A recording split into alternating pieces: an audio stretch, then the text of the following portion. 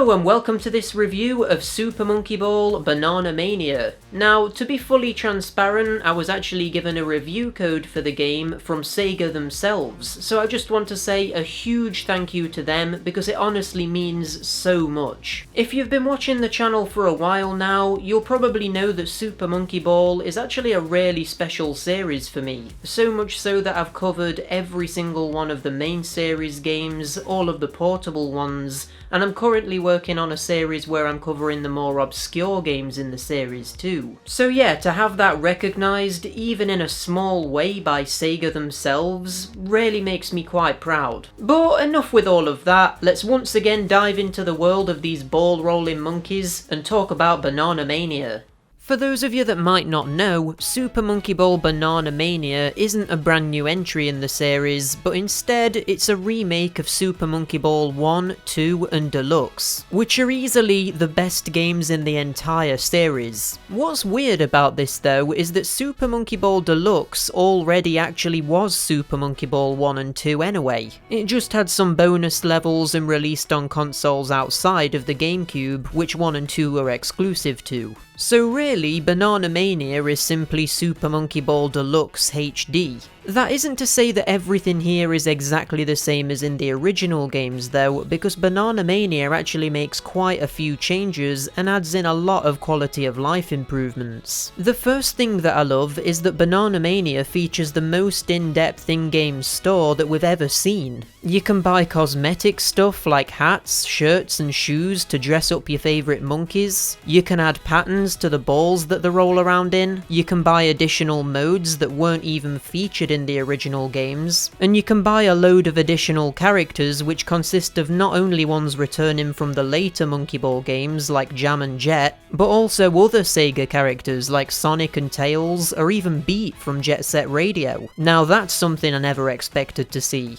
Another awesome thing about this store though is that you earn the currency to spend here in the game itself, and there's not even an option to buy it with real money. Because of this, there's no pointless grind added into the game to incentivize extra spending on microtransactions, and you'll very quickly be absolutely swimming in coins, which gives you such a great incentive to keep playing all of the modes in the game. It's actually a little bit creepy, because all the way back in my review of the original game, I actually described this exact store setup, saying that that should have been featured in the first game, and now it's a reality.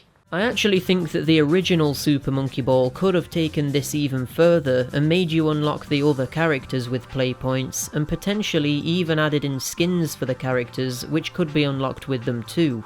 I mean, there's already variants of the characters wearing different colours for when you play in multiplayer, so why not make these unlockable for single player usage? I also think that play points should have been earned for playing the other modes of the game and not just the main mode. And with more unlockable content, this would have made sense. And all of this has got me thinking that maybe Sega has been spying on me with hidden cameras.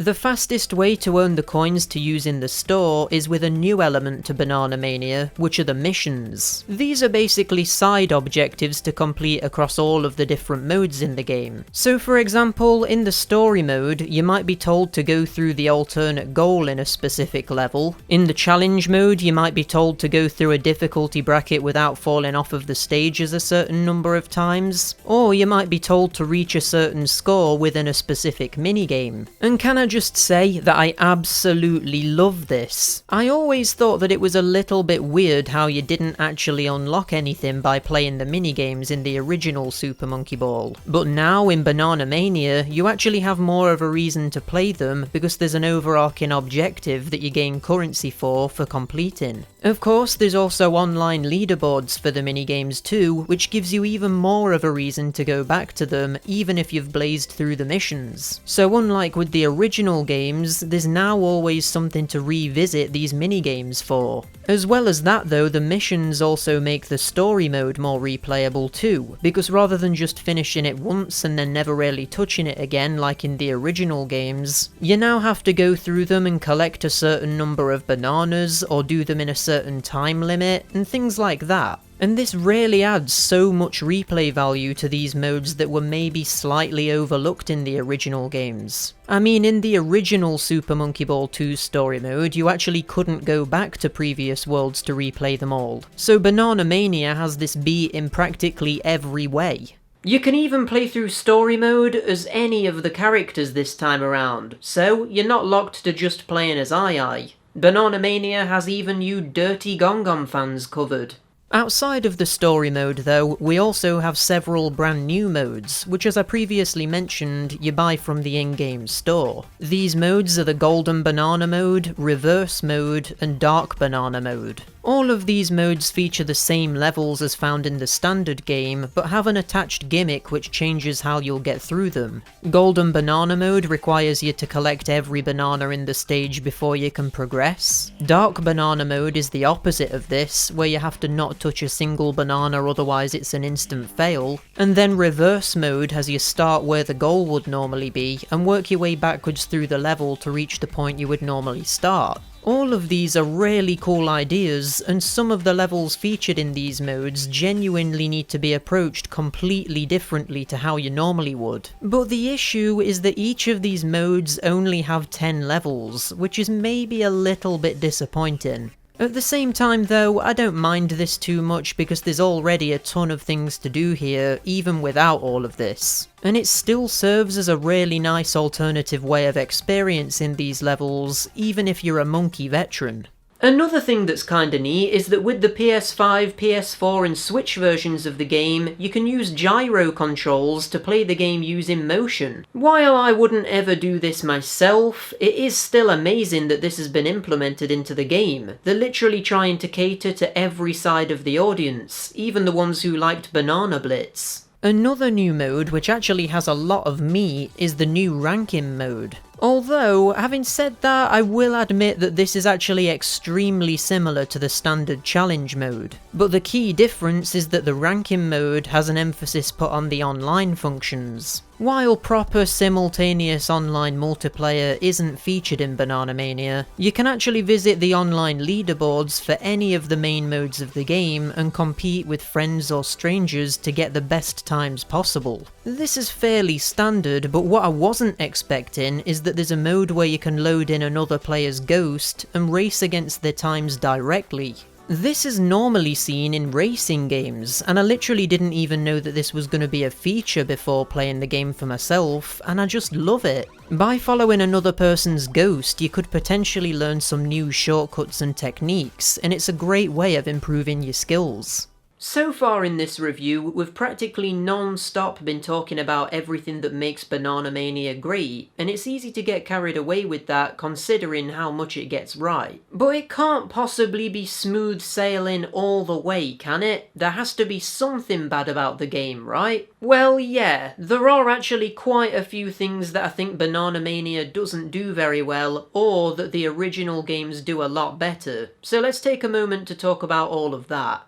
First of all, while I do think that the story mode is better in Banana Mania from a gameplay perspective, having the missions, allowing you to play as more characters than just Ai, and allowing you to replay the story levels, there's one huge change that is just straight up objectively worse. And that is that the amazing cutscenes from Super Monkey Ball 2 are straight up removed in Banana Mania. They've instead been replaced by this sort of comic book style retelling of the original story, but it just feels so cheap compared to the original. There's absolutely no way that you would even understand what was happening in the story here unless you had prior knowledge of the original game, and this sort of lack of production value bleeds into other elements of the game too. So another thing that I'm not fond of, at least when you're comparing the remake to the original games, is the menu interface. Now, don't get me wrong, Banana Mania's menu looks fine, and there are some nice details with the little animations that play when you hover over the different options. However, it just doesn't have anywhere near the charm of the original games.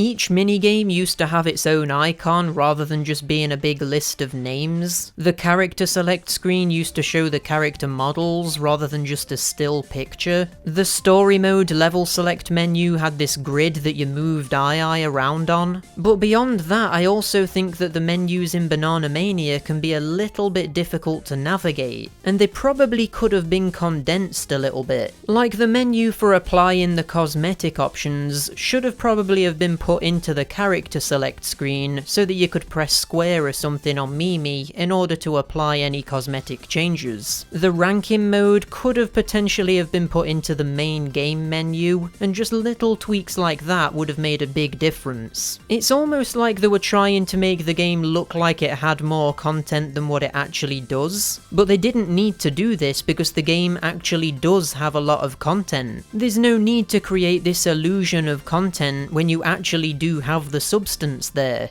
While you could say that me complaining about the menu here is a little bit of a nitpick, and I am willing to accept that, this next complaint is a big one. There is no multiplayer for the main game. Yeah, that's right. Remember how in Super Monkey Ball 2 you could do challenge mode and take it in turns with a friend to see who can get the furthest? Or you could maybe even help each other out and spur each other on and play the game in almost a cooperative way. Or remember how in Super Monkey Ball 1 you could even do simultaneous multiplayer, where you needed to race to the end of the stage and see who could get there the fastest? There's no such modes in Banana Mania. Seriously, how easy would it have been to have just added in the turn-based multiplayer from Super Monkey Ball 2? I would have been happy even if they would have just have included that. That's one of my favourite ways to play the game, for God's sake. And I know I'm not alone with that. It would have been even better if the simultaneous multiplayer would have made its return though. Or can you imagine if they would have even have made it so that you could do online multiplayer? This is probably the thing that I'm most disappointed with about the entire game, and I really hope that we see this added in at a later date through updates, because like I say, theoretically, the turn-based local multiplayer should be easy to implement. I mean, there aren't even local leaderboards featured in the game either, so even if you had a friend come over and you took it in turns playing the game to compete in that way, that wouldn't work. In fact, the score system featured in the original games is completely absent here now that I think about it. So even with the online leaderboards, the only way of directly competing with other players is via the fastest completion time, rather than the score system that was in the old games. And I know that most people won't care about this at all, but for some people, this was massively important to the charm of the original games.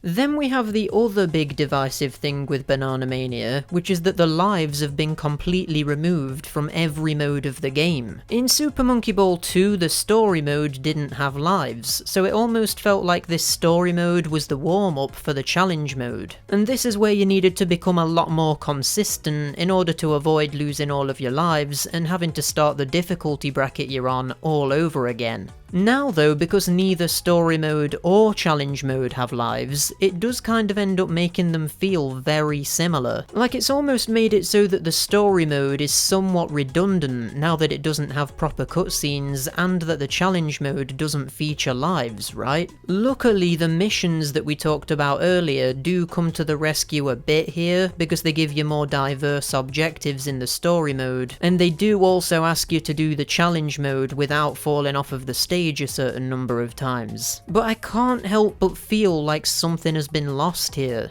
I think what it is that before, the challenge mode was this thing where you had to practice it and get consistent, because if you lost a ton of lives early on, you probably wouldn't make it to the later levels. It added this arcade-like element to the game, because when you fail, you always wanted to have another go, because on this next attempt, you might make it a little bit further. Now though, you're guaranteed to make it to the end of the difficulty you're on, because you literally can't get a game over. The knock-on effect of not having lives has also developed more situations because the balance of the game has been thrown off a little bit. Like for example, there's alternative level goals featured in some of the levels, which are typically harder to reach, but because you're not risking lives in Banana Mania, you might as well just always go for them. In the original games, hitting one of these goals skipped several levels ahead, but like I say, they were harder to reach, meaning that you were risking losing lives by getting to it. Now though, because of the removal of lives, you're not really losing anything if you go for these alternative level goals, because it doesn't matter how many lives you lose. Also, the bananas that you collect in the levels used to reward you with an extra life if you got 100 of them, but now that lives aren't a thing, the bananas kinda don't do anything.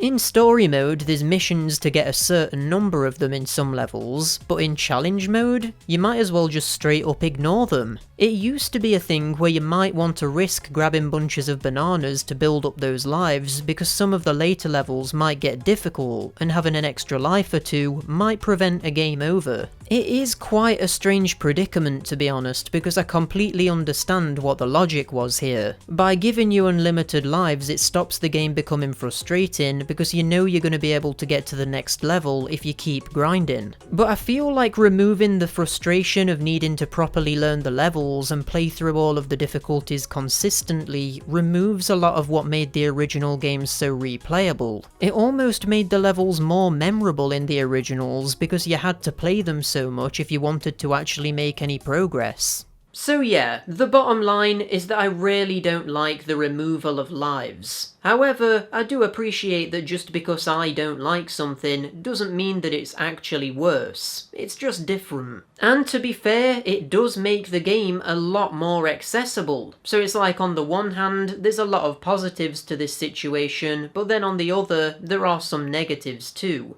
The developers were really in a tricky situation with this.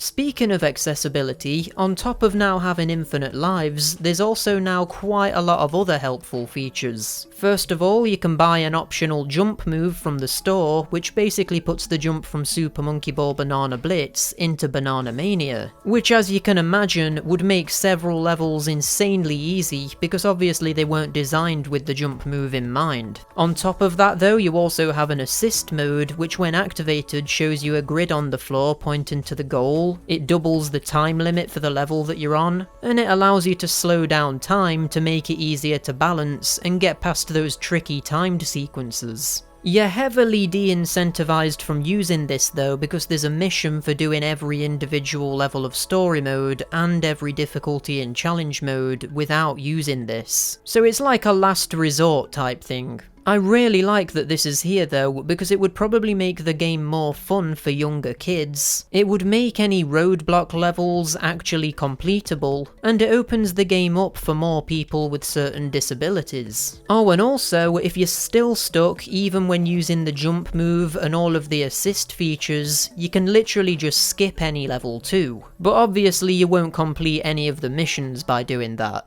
But getting back to the negatives now, you know what else I don't like about Banana Mania? There is no credits minigame. This is a huge oversight considering that the vast majority of the other games in the series have always had one of these. And it just goes back to what I was saying earlier, where although the main game is really solid, everything outside of that feels somewhat lacking. It's like the frosting on the cake is missing. You've still got a really nice vanilla sponge cake that's moist and it's got all of the layers of buttercream on the inside, but something about it just isn't quite right. It's not the same as that cake that you had 20 years ago on the GameCube. The last little gripe now is that I think that it's really weird how you can't customize the unlockable characters with the cosmetic items. Like, I want to give Jam a hat, but I simply can't, and I just don't want to live in a world with a hatless Jam. On a more serious note though, you also can't use any of the unlockable characters in the minigames either, which is super weird considering that there's some upcoming paid DLC characters. Is it really worth paying for a character that you can't even use in all of the modes? Something about that doesn't sit right with me. But still, I suppose it could be worse. We could have loot boxes, rotating stores, and paid currencies. So I guess I'll take this on the chin.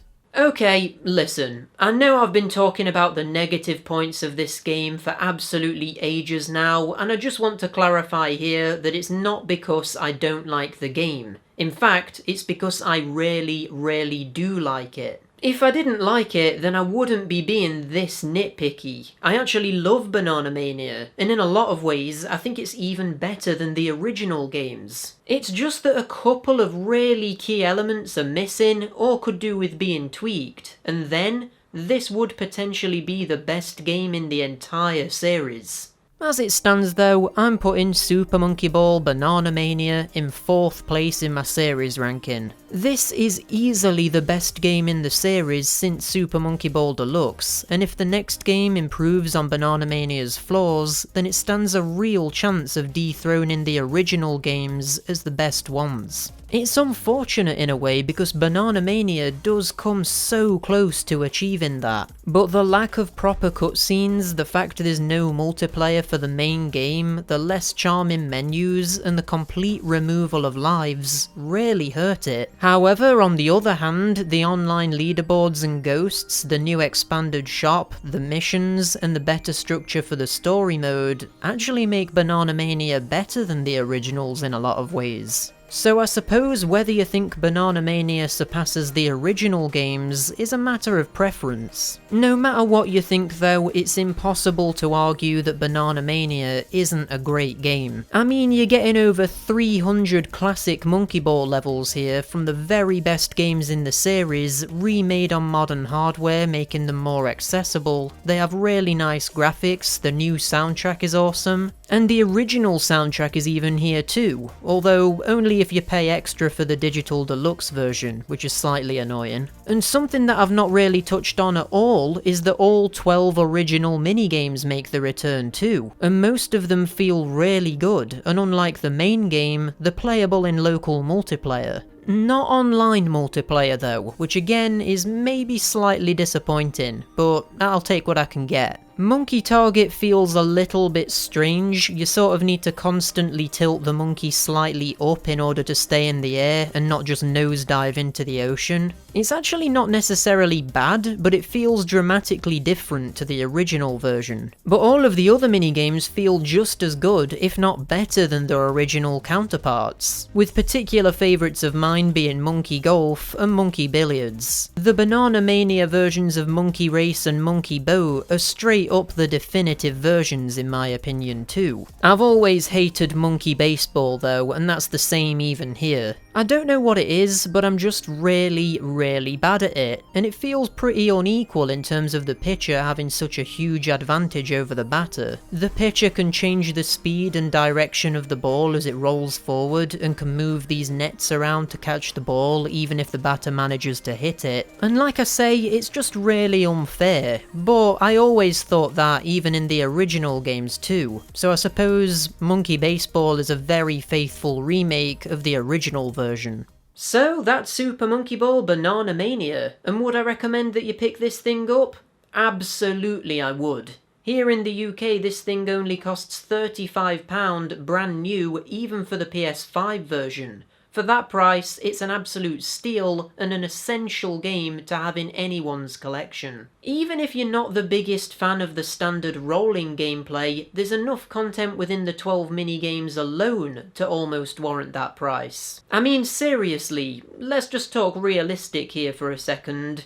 I would rather play Monkey Golf within Banana Mania than play Mario Golf Super Rush. And what you've got to remember here is that Monkey Golf is just one of the 12 minigames in Banana Mania, and it's not even the main game. That's how much of an impressive package you're getting with this. Once again, I want to say a huge thank you to Sega for sending me along a review code for the game, and I also want to say thanks to you for watching this video. If you enjoyed it, give it a like, subscribe to see more stuff like this coming soon, and leave a comment down below letting me know if you're gonna pick this game up. And until next time, bye!